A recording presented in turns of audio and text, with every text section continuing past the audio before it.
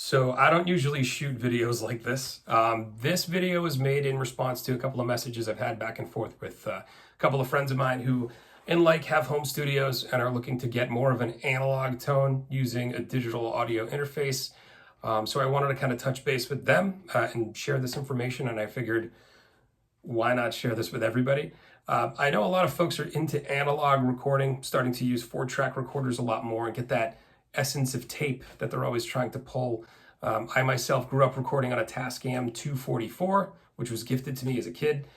So that really gave me an understanding of how to multi-track, how to bounce tracks, and how to use the space you had intelligently when you're using an analog tape. Using analog tape, it's not as easy as clicking to a track, snapping to a grid, quantizing your drum beats. We kind of are spoiled these days with a lot of what we do. So I still do things to a track, to a grid, still follow a tempo, still run a metronome the entire time. But I record my drum tracks, my bass tracks, my guitar parts, all independently. If you can get one of these analog mixers, it's a game changer. Your sound will go from more of a canned digital recording process to more of a wide-bodied analog feel. And the mixer that I have is a Tascam M06. Very similar mixer output to what's in a Tascam 388, which are pretty coveted these days among the lo-fi guys. They love using Tascam 388s when it comes to capturing analog sound and tone. I don't think you need the tape, to be real. We're going to A/B test 1 track direct and 1 track through the Tascam today. I'm running one of my tunes and we're going to see how it sounds, so stick around. Okay, so here's what I'm going to do. I'm going to do a lead part for a song called Maria Leone. It's a song I released a couple of weeks ago with Swell Tune Records. Very simple surf lead line, pretty basic. I'm going to run one of those tracks through the Tascam mixer, then into the interface, and then into this DAW, which I'm using GarageBand today. Run it through the M Audio mixer on 1 track, through the Tascam, and then into the M Audio on the second. And then we're going to A/B test and contrast and compare.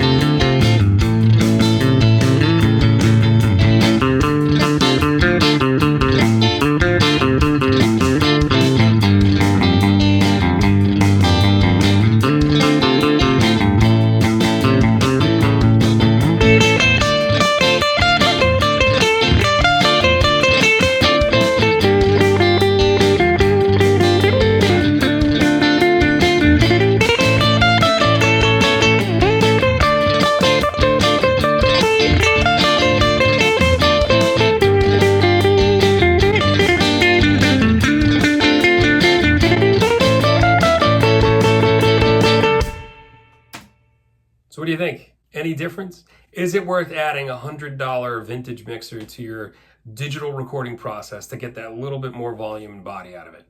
It's really up to you, but I mean, if you heard the difference here, definitely take a look. I mean, these things are all over Reverb and all over Craigslist. I only use 1 track, but I would have the ability to use 6 if I wanted to do a drum set, run multiple microphones, and use it as a quick mix as well. Just wanted to make this video for the handful of friends that had asked me how I get this sound. This is how I do it. So for microphones, I use a Shure SM57. I typically mic up my Fender Excelsior and a handful of pedals. For this test, however, I wanted to A/B test it using a better control. So I decided to use the chicken picking setting here. Stock, clicked on it, whatever it was set at, that's what I left it at. So I wasn't really shooting for a perfect mix here, but just wanted to give you a baseline of what going right through the DAW sounds like, and you going through the analog mixer first. So I hope this is helpful. I'd highly recommend trying one of these old vintage Tascam mixers out if you have the ability to do that, or invest in one. They're between $100 and $200 typically on Facebook Marketplace, Reverb. You can find them all over the place. Definitely worth giving a try. And if you want to see more videos like this, I'm probably not gonna make one. I don't have any other tips and tricks, and I really don't care to be on YouTube like this. This video was really made for a handful of friends of mine, and I figured that more folks would want to learn how to capture this sound without having to invest thousands of dollars in vintage recording tech. So yeah, appreciate your time and hope this helped. Take care.